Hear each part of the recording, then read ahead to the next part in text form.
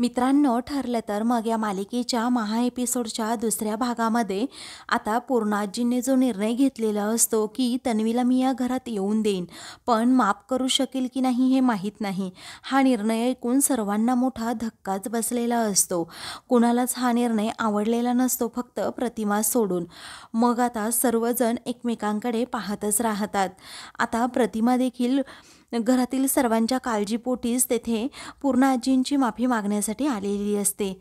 तर प्रताप आता बोलतोच, "पूर्णाई, अगं तू हा निर्णय कसा एकटीने घेतला? अगं तुला माहीत नाही तन्वीने काय काय केलंय? तिने खूप मोठी चूक केली आहे, तुला समजतं की नाही?" हा पूर्णाजी म्हणतात, "हो मला ते माहीत आहे बाळा, पण सणाच्या दिवशी माझ्या प्रतिमाने माझ्याकडे काहीतरी मागितलं आणि मी ते तिला दिलं नाही, असं तर कधीही होऊ शकत नाही ना बाळा. आता यापुढे या घरामध्ये तन्वीला इथे येण्यापासून कुणीही अडवणार नाही." चक्क पूर्णाजींनीच तो निर्णय घेतल्यामुळे घरातील सर्वजण एकदम गप्प झालेले असतात. कुणी पूर्णाजींसमोर बोलत, सर्वजण फक्त एकमेकांकडे पाहतच राहतात.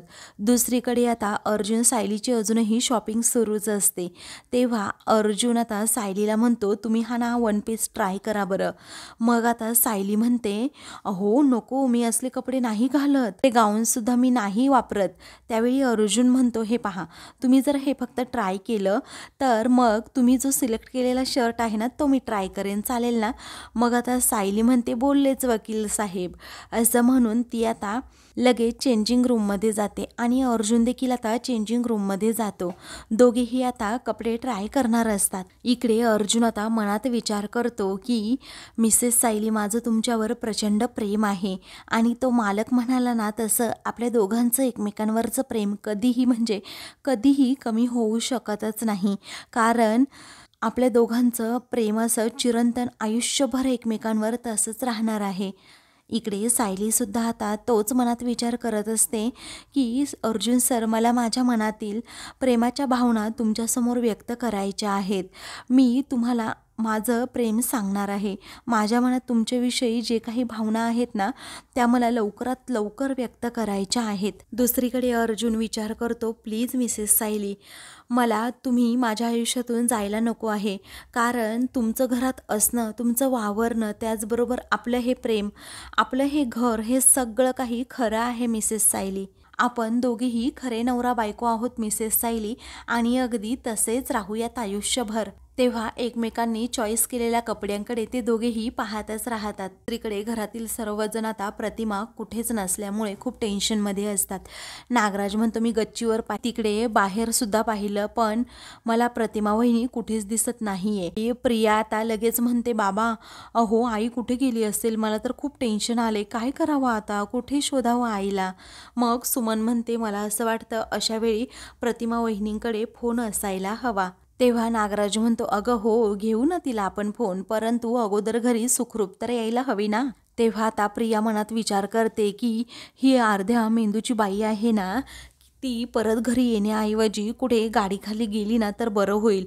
ती मेल्याची बातमी येऊ देत म्हणजे मला आनंद होईल. कारण परस्पर काटासुद्धा निघू शकतो तिचा. त्यावेळी आता ती असा विचार करत खुश झालेली असते. रविराज म्हणतो, "इन्स्पेक्टर शहाणे आहेत ना, मी त्यांना फोन करून पाहतो. लगेच काही मिसिंग कंप्लेंट करता येणार नाहीये, परंतु त्यांच्या पद्धतीने ते शोध सुरू करतील." तेवढ्यातच आता प्रतिमा देखील तेथे येते. तेव्हा प्रतिमाला पाहताच सर्वजण तिच्याकडे धाव घेतात. मग रविराज विचारतो, "प्रतिमा, अगं तू कुठे गेली होतीस? आम्ही किती शोधत होतो तिला, अख्खं घरभर शोधलंय. अगं असं न सांगता तू कुठे निघून गेलीस?" तेव्हा सुमन म्हणते, "आम्ही तुमची किती काळजी केली वहिनी." मग आता प्रतिमा म्हणते, "कामच असं होतं ना, तुम्हाला सांगितल्याशिवाय जावं लागलं, नाहीतर तुम्ही मला जाऊ नसतं दिलं." त्यावेळी म्हणजे महत्त्वाचं काम म्हणजे काय असं काम होतं, रविराज तिला विचारतो. तेव्हा आता प्रिया विचारते, "अगं आई सांग ना, तू नक्की कुठे गेली होतीस?" तेव्हा प्रतिमा म्हणते, "अगं तुझ्यासाठीच गेले होते. मी पूर्णाईंकडे गेले होते." असं म्हटल्याबरोबरच सर्वांना जबर धक्का बसतो. तेव्हा नागराज देखील विचारतो, "तू इतक्या वेळी सुभेदारांच्या घरी होतीस का?" तेव्हा प्रतिमा हो असं म्हणते. पुढे प्रतिमा आता म्हणते, "मी तिथे जाऊन तुझ्यासाठी पूर्णाईंकडे गळ घातली की तन्वीला माफ कर म्हणून, तिला ह्या घरी येऊ देत म्हणून, कारण तिला सर्वांचे आशीर्वाद हवे आहेत." त्यांनी माझा शब्द अजिबात खाली पडू नाही दिला. अगं तन्वी, तुला त्यांनी परत त्यांच्या घरी जाण्याची परवानगी दिलीये. तेव्हा आता तू कधीही त्यांच्या घरी जाऊ शकतेस, असं जेव्हा प्रतिमा सांगते त्यावेळी आता प्रिया खूपच खुश होते आणि मनातच आनंदाने अगदी उड्या मारू लागते. म्हणते की महामातेचा विजय हो. बरं झालं या प्रतिमाने काहीतरी चांगलं काम केलं. सर्वजण तिच्याकडे अगदी आश्चर्याने पाहू लागतात. तेव्हा सुमन विचारते, तुम्ही कधी गेल्या होतात पूर्णाईंकडे आणि त्यांनी कसं माफ केलं लगेच तन्वीला? तेव्हा मी पूर्णाईंसमोर हात जोडले आणि त्यांनी मोठ्या मनाने अगदी आपल्या तन्वीला माफ सुद्धा केलं. त्यावेळी आता रविराज, प्रतिमा तू तन्वीसाठी हात जोडले पूर्णाईंसमोर? त्यावेळी आता पुढे तन्वी काहीही बोलू देत नाही. ती लगेच प्रतिमाजवळ जाते आणि तिला मिठी मारते आणि थँक्यू आई, थँक्यू असं म्हणत आता तिचं कौतुक करते. प्रिया आता आनंदाने उड्या मारू लागते आणि म्हणते, तुझ्यासारखी आई ना सर्वांना मिळो. मला असं वाटतं खरंच अगं आई, असं म्हणून ती पुन्हा पुन्हा आता प्रतिमाला मिठी मारते आणि मग रविराजकडे जात आईने खूप मोठं काम केलं असं म्हणून रविराजला देखील ती मिठी मारते आणि थँक्यू बाबा, तुम्ही सुद्धा मला माफ केलं. तेव्हा रविराज म्हणतो, ही गोष्ट लक्षात ठेवायची, मला हे अजिबात आवडलेलं नाही आहे. अगं तुलाही जरी सुभेदारांनी माफ केलं असेल ना, तरीही अजिबात त्यांच्या घरी सारखं सारखं फेऱ्या मारायच्या नाहीत. एक गोष्ट नेहमी लक्षात ठेवायची, मला अजिबात ही गोष्ट आवडलेली नाही आहे की तुझ्यासाठी माझ्या प्रतिमाने तिथे पूर्णाईंसमोर हात जोडावेत आणि नेहमी नेहमी आम्ही हेच करतोय, समजलं? तेव्हा ती म्हणते, मला माफ करा बाबा, पण यापुढे मी अजिबात काही करणारच नाही आणि तिकडे कुणाला काही त्राससुद्धा देणार नाही. त्यावेळी आता रविराज म्हणतो, हो चालेल, परंतु तिकडे सारखं जायचं नाही. मनातच प्रिया आता म्हणते, मी केलेला कोणताही घोळ आता तुझ्यापर्यंत येणारच नाही रे रविराज. तेव्हा ह्या तुझ्या बुद्धू बायकोने माझं खरंच खूप मोठं काम केलंय आणि आता मी काय अर्जुन सायलीचा खोटा संसार हा उद्ध्वस्त करणारच. मी आता अर्जुनच्या आयुष्यात एंट्री घेणारच, असं प्रिया पुन्हा एकदा मनात असा वाईट विचार करत असते. तर दुसरीकडे आता सायली किचनमध्ये काम करत असते. त्यावेळी आता सर्वांना वाढायच्या नादात, तू जेवलीच नाही अगं सायली, असं आता कल्पना जेव्हा म्हणते ना, तेव्हा सायली म्हणते की मी आता एवढं आवरून झालं की जेवते ना आई. कल्पना म्हणते, मी हे सगळं विमलला आवरायला सांगते, बरं मी आवरते हे सगळं काही आणि तेथे जेवून घे व मस्त आराम कर. सायली म्हणते नको, मीच विमलताईंना अगदी दटावले आहे आणि तिकडे आराम करायला पाठवले. त्यांचीही आजकाल दिवाळीमुळे खूप दगदग होते ना म्हणून. मग आता कल्पना तिच्याकडे पाहतच राहते. सायली आता खूप जांभई देत असते. मग कल्पना म्हणते, अगं तुला झोप येते सायली. आता सायली ऐकतच नाही. हे पाहून कल्पनाचाही नाईलाज होतो. तेवढ्यातच अर्जुन आता तेथे येतो आणि म्हणतो, सायली अगं तुला ना सुद्धा असं दटावायला हवं. मग आता सायली त्याच्याकडे पाहतच राहते. अर्जुन म्हणतो, तू अशी ऐकणार नाहीये, असं म्हणून तो लगेच तिला आता ताट वाढतो. तेव्हा आता तो म्हणतो, चला एवढं आता घ्या आणि जेवायला बसा. मग आता सायली म्हणते, एवढंच राहिले अर्जुन सर, थांबा ना, मी नंतर जेवते ना प्लीज. तेव्हा अर्जुन म्हणतो, नाही अजिबात आर्ग्यू करायचं नाही, आता तुम्ही चला बरं पटपट जेवण करून घ्या. मग आता सायली म्हणते, मी जेवेन हो. मग अर्जुन म्हणतो, तुम्ही ना असं ऐकणार नाहीच आहे. त्यावेळी आता कल्पना देखील दोघांकडे पाहतच राहते. अर्जुन आता पटकन एक घास घेतो आणि सायलीला भरवणार असतो. तेव्हा सायली म्हणते, अहो नको ना, मी खाते ना माझ्या हाताने. मग अर्जुन आता म्हणतो, माझ्या हाताने अजून 2 घास तुझ्या पोटात जास्तच जातील. ते दोघेही एकमेकांकडे खूप प्रेमाने असे पाहत असतात. सायली मात्र खूप गोड लाजत असते. तेव्हा अर्जुन आता म्हणतो, घे. मग आता सायली अर्जुनने भरवलेला तो घास खाऊ लागते. तेव्हा आता कल्पना म्हणते की चालू देत तुमचं. मग आता कल्पनाला अर्जुन म्हणतो, बरोबर आहे ना गं, म्हणजे माझ्या हाताने तिच्या पोटात जास्त 2 घास जातील ना. तेव्हा आता कल्पना म्हणते, हो रे बाबा. तेव्हा अर्जुन म्हणतो, पहा आता सुप्रीम कोर्टाचा सुद्धा आदेश आलाय. मग सायली अजूनच हसत असते. अर्जुन अगदी प्रेमाने तिला घास भरवत असतो. तेवढ्यातच मधुभाऊ आणि कुसुमताई हे दोघेही तेथे येतात आणि तेथे आल्यानंतर अर्जुन सायलीला घास भरवतोय हे पाहतात. तेव्हा ते पाहताना आता मधुभाऊंचे डोळे चटकन भरून येतात. तर आता कुसुम तर मात्र अर्जुनकडे पाहतच राहते. नक्की हे काय चाललंय अर्जुनचं, असं तिच्या मनात येतं एका क्षणी. पुढे आता मधुभाऊ या ना, असं सायली आता म्हणते. अर्जुन देखील त्यांना आता पुढे बोलवतो. तेव्हा कल्पना म्हणते, माझा मुलगा आहे ना, अगोदर फक्त त्याच्या केसेसचाच विचार करायचा, म्हणजेच घरामध्ये किचन नक्की कोणत्या साईडला आहे हे सुद्धा त्याला माहीत नसायचं. पण सायली आली आणि अर्जुनला पार बदलवून टाकलं, इतकं की ताटामध्ये कुठे काय वाढायचं ना हे अर्जुनला आता बरोबर समजतं. तेव्हा अर्जुनच आता सायलीकडे पाहून खूप लाजू लागतो. त्यानंतर आता अर्जुन म्हणतो, पण नवऱ्याने भरवण्यापेक्षा बाबांनी भरवण्याची गंमत काही वेगळीच असते. तेव्हा या मधुभाऊ आणि भरवा तुमच्या लेकीला, असं म्हणून अर्जुन ताट मधुभाऊंपुढे ठेवतो. त्यावेळी सायली आता खूपच खुश असते, कारण मधुभाऊ स्वतः तिला भरवणार असतात. अर्जुन आता विचारतो, मला सांगा मधुभाऊ, तुमच्या लेकीला भरवून किती दिवस झाले तुम्हाला? मग आता मधुभाऊ म्हणतात, मी तिला शेवटचं जेवण कधी भरवलं होतं माहिती आहे का? 1.5 वर्ष झाले.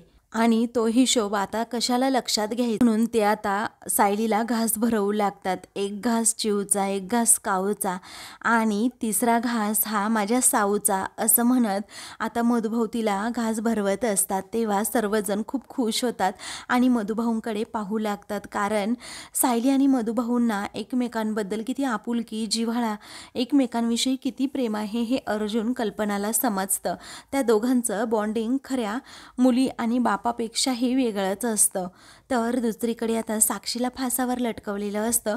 त्याचवेळी साक्षी जोराजोरात आरडाओरडा करते आणि म्हणते, अण्णा प्लीज सोडा ना मला, मी काहीही केलेलं नाही आहे, मी विलासचा खून केलेला नाही आहे, असं म्हणून ती खूप आरडाओरडा करत असते. आता महिपतला सुद्धा पोलीस तेथून घेऊन चाललेले असतात. तेव्हा पोलीस घेऊन चाललेले असताना आता महिपत म्हणतो, साक्षी, हा तुझा बाप जोपर्यंत जिवंत आहे ना तोपर्यंत तू अजिबात काळजी करायची नाहीस. मी आहे ना तुझ्यासोबत, त्यामुळे तू टेन्शन घेऊ नकोस आणि अजिबात काळजी करू नकोस, मी तुला काहीही होऊ देणार नाही आहे. तेव्हा आता साक्षी म्हणते, तरीही अण्णा प्लीज, अहो तुम्ही काहीतरी करा, मला फासावर जायचं नाही आहे, मला खूप जगायचे अजून, असं म्हणून ती आता त्याचा जीव वाचण्यासाठी खूप प्रयत्न करत असते. आता तिला फाशी देण्यात येते. त्याच वेळी आता साक्षी ही खूप जोरात ओरडते. खरं तर हे सगळं तिचं स्वप्न असतं. तेवढ्यातच महिपत तेथे येतो आणि विचारतो, काय झालं ग पोरी? मग आता साक्षी म्हणते, अण्णा अहो मला खूप भीती वाटते, मला फासावर तर लटकवणार नाहीत ना हे लोक? महिपत म्हणतो, नाही लटकवणार. मधुभाऊ हे सायलीला जेवण भरवता भरवता खूप हसतात आणि मग सायली विचारते की अचानक काय झालं तुम्हाला मधुभाऊ, तुम्ही का हसताय? त्यावेळी आता मधुभाऊ म्हणतात, अगं लहानपणीचा एक क्षण मला आठवला. तेव्हा सायली विचारते, काय? मग आता मधुभाऊ म्हणतात, कसं आहे ना ग, वरण भात आणि टोमॅटोची भाजी तू अशी खात होती, तर टोमॅटो अगदी लहान लहान टोमॅटो तू निवडून काढायला आम्हाला सांगायची, अशी बाजूला ठेवायची. मग मी कुसुमला म्हणालो की हिला ना काहीच देऊ नको जेवायला, हिला ना फक्त डाळ भात दे. मग ही सायली ना रुसून बसली आणि तेथे बागेत जाऊन बसली. मलाही माहीत नव्हतं. मी म्हटलं रुसायचं असेल ना तिला रुसू दे. अगदी दिवे लागण्याची वेळ झाली तरीही सुद्धा साऊ घरी आली नाही, अगदी बागेतच तेथे रुसून बसली. मी जेव्हा शोधायला गेलो मग नंतर, तेव्हा तिचा पत्ताच नाही, कुठेतरी निघून गेली होती. तुम देखील सांगू लागते, एवढंसं लेकरू काळोखात कुठे बसलं असेल काय माहीत, मला तर अक्षरशः घाम फुटलं होतं तिला शोधून शोधून. तेव्हा अर्जुन सायलीकडे पाहतच राहतो की सायली तशी खूप हट्टी आहे हा. मग आता कल्पना हसतच सायलीकडे पाहत असते आणि कुसुमला विचारते, मग सायली सापडली नक्की कुठे? तेव्हा आता मधुभाऊ सांगू लागतात की घराबाहेर ना एक सोनचाफ्याचं झाड आहे, तेथे ती रडत बसली होती. जेव्हा मी शोधत मग तिथे गेलो ना, येऊन मला घट्ट मिठी मारली आणि म्हणाली की, तेव्हा सायलीच म्हणू लागते, तुमचं माझ्यावर प्रेमच नाहीये मधुभाऊ, आणि म्हणूनच मी इथे येऊन अगदी रुसून बसले, असं ती स्वतःच म्हणते आणि पुन्हा एकदा रडू लागते. अर्जुन, कल्पना, कुसुम आणि मधुभाऊ तिच्याकडे पाहतच राहतात. त्यानंतर मधुभाऊ म्हणतात, अजून एक गोष्ट तू म्हणाली होती आठवते का? बरं झालं हा मधुभाऊ तुम्ही आले, नाहीतर मला घराचा रस्ता अंधारात सापडतच नव्हता आणि मला असं वाटायला लागलं की तुमची आणि माझी भेट आता पुन्हा कधी होणारच नाही, की आता ना यापुढे मधुभाऊ मी फक्त टोमॅटोचीच भाजी खाणार, असंही तू म्हणाली होती. मधुभाऊ ही सायलीची आठवण सांगतात तेव्हा सर्वजण हसू लागतात. मग मधुभाऊ म्हणतात की असं म्हणून ही मुलगी ना ढसाढसा पुन्हा रडायला लागली. तेव्हा कल्पना म्हणते, सायली बाळा, आता तू मोठी झालीस, पण तेव्हाचं तुझं ते वागणं किती वेडेपणाचं होतं हे तुला आठवतंय ना, कळतंय ना आता? त्यावेळी सायली म्हणते, नाही आई, वय कितीही वाढलं ना तरीही आपला माणूस आपल्या आयुष्यातून निघून जाण्याची भीती कायम मनात असतेच. तेव्हा सायली आता जुन्या सगळ्या आठवणी आठवत असते की मधुभाऊंना कशाप्रकारे जेव्हा पोलीस घेऊन गेले तेव्हा मला खूप भीती वाटली होती. जेव्हा तुम्हाला पोलीस घेऊन गेले ना, तेव्हा मला तीच भीती पुन्हा वाटायला लागली होती. परंतु लग्न झाल्यानंतर ती भीती माझी दूर झाली. पण आता गेले काही दिवस मला ती भीती पुन्हा वाटायला लागली होती मधुभाऊ. तेव्हा अर्जुन सायलीकडे पाहतच राहतो. असं वाटलं होतं की तुम्ही पुन्हा माझ्यापासून आता कायमची दुरावणार. सर्वांना आता तिच्याबद्दल खूप वाईट वाटत असतं. तेव्हा मधुभाऊ म्हणतात, घाबरायचं कशाला एवढं साऊ बेटा. अगं, कधी ना कधी माझे जावई बापू मला सोडवणारच होते, मग त्यात काय एवढं. तेव्हा सायली अर्जुनकडे खूप प्रेमाने पाहते आणि म्हणते, खरंय, कधी ना कधी ते सोडवणार होतेच. तेव्हा अर्जुनला खूप आनंद होतो आणि तो तिच्याकडे पाहतच राहतो. पुढे मधुभाऊ म्हणतात, कल्पनाताई, तुम्हाला एक सांगू का? आज माझ्या जावई बापूंची आणि साऊची दृष्ट काढूनच टाका, कारण माझ्या लेकीच्या संसाराला माझी नजर लागायला नको. तेव्हा कल्पना म्हणते, मधुभाऊ, आपल्या आईवडिलांची दृष्ट कधी आपल्या लेकीच्या संसाराला लागते का? कधीच नाही. हा, तरी पण ना, मग अर्जुन सायलीची दृष्ट मी नक्कीच काढणार आहे. तर आता अर्जुनला एक वेगळीच भीती वाटू लागते. मिसेस सायली जर आता मधुभाऊंबरोबर कायमच्या राहायला गेल्या तर मग कसं होणार? मला त्यांच्याबरोबर बोलायला हवं. मग सायलीसुद्धा तोच विचार करत असते की मला जे हवं होतं ना, म्हणजे मधुभाऊ कायमचे सुटून घरी येणं, ते तर आता घडलं आहे. मी आता माझ्या मनातील भावना अर्जुन समोर व्यक्त करणारच आहे. असं जेव्हा ती आता मनात विचार करते आणि अर्जुनकडे पाहते तेव्हा अर्जुन देखील त्याच विचारात असतो. ते दोघेही एकमेकांकडे पाहून आता हसतात आणि लाजतात. त्यानंतर अर्जुन आता बाहेर येतो. एकटाच आता बाहेर असतो. तो म्हणतो, मधुभाऊंना बेलवर सोडवणं, लढाई तर मी जिंकलो आहे, परंतु आता तर खरी लढाई माझी सुरू झाली आहे. पण आता मला सायलीला प्रपोज करायचे, माझ्या मनातील भावना व्यक्त करायच्यात. हीच माझी खरी परीक्षा असेल. दुसरीकडे कुसुम सायलीला म्हणते की सायली, आता तुझी खरी परीक्षा सुरू झाली आहे. आता तुझ्या भावनांना जरा आवर घाल. तेव्हा सायली म्हणते, का गं कुसुमताई, तुझा यांच्यावर विश्वास नाहीये का? तू बघतीयस ना की ते माझ्यासाठी काय काय करतात म्हणून. अगं, मधुभाऊंना त्यांनी सोडवून आणलं, स्वतःचे खरे सासरे असल्यासारखा त्यांचा आदर सत्कार करतायत. अगं, माझ्यासाठी त्यांनी पाडव्याची खरेदी सुद्धा केली. हे सगळं काही खरं नवऱ्यासारखं नाहीये का कुसुमताई? दुसरीकडे अर्जुन म्हणतो, मला फक्त खऱ्या नवऱ्यासारखं वागायचं नाही, मला फक्त त्यांचा खरा नवरा व्हायचंय. सायलीच माझ्या लाईफ पार्टनर म्हणून हवे आहेत आणि अगदी खऱ्या नवऱ्यासारखं त्यांच्याबरोबर वागायचे. आता सायलीबद्दल विचार करतो. त्यांचं ते रुसणं, त्यांनी बनवलेली ती कॉफी, आमचं एकमेकांवर असलेलं थोडं का होईना प्रेम आणि आम्ही नवरा बायकोसारखे सर्व जगासमोर वागतोय, ते अगदी खरं करून दाखवायचंय. आम्हाला दोघांनाही अगदी खरं खरं नवरा बायकोसारखं राहायचंय आणि हेच सगळं मला माझ्या आयुष्यात अगदी कायमसाठी हवंय. पण त्यासाठी माझ्या मनात जे काही आहे ना, ते सगळं त्यांना लवकरात लवकर सांगायला हवं. इकडे सायली आता कुसुमला म्हणते, मी माझ्या मनात जे काही आहे ना ते त्यांना सांगून टाकणारच आहे कुसुमताई. मग तू काहीही म्हण, मी तुझं ऐकणार नाही. तेव्हा कुसुम म्हणते, अगं, मी असं म्हणालेच नाही की तू तुझं प्रेम व्यक्त करू नको म्हणून. उलट मीच तुला सांगतेय की त्यांना स्पष्टपणे सांगून टाक. अगं, मला फक्त एकाच गोष्टीची भीती वाटते की या सगळ्यामध्ये तू दुखावली नाही जाणार आणि अर्जुन सरांच्या मनात जर काही वेगळं असेल तर मग काय करणार सायली तू? तेव्हा सायली म्हणते, अगं कुसुमताई, पण त्यांच्या मनात माझ्या मनात जे काही आहे तेच असेल तर? अगं कुसुमताई, आम्ही आयुष्यभरासाठी अगदी बांधले जाऊ आणि तेही आमच्यातल्या या कॉन्ट्रॅक्टमुळे नाही, आमच्यातल्या प्रेमामुळे, असं म्हणून सायली आता कुसुमला समजावते. आणि पुढे आता सांगू लागते, आम्हाला पती पत्नीच्या नात्यामध्ये आता कायमचं स्वतःला बांधून घ्यायचंय, असं म्हणून ती आता अर्जुनला आपल्या मनातील प्रेम व्यक्त करण्याचा विचार करते. तर आता कुसुम तिच्याकडे पाहतच राहते. सायलीला आता खूप आनंद झालेला असतो. अर्जुनला जेव्हा मी हे सांगेल तेव्हा त्यांची काय रिॲक्शन असेल. तर आता मित्रांनो, पुढील भागामध्ये अर्जुन आता फुलांचा बुके घेऊन बाहेर आलेला असतो आणि म्हणतो की मिसेस सायली, मला माझ्या मनातील भावना आता तुमच्यासमोर पहिल्यांदाच व्यक्त करायच्या आहेत. तेव्हा प्रिया आता तिथे लपलेली असते आणि मनात म्हणते की मला माहिती आहे तुझं सायलीवर खरं प्रेम नाही आहे अर्जुन.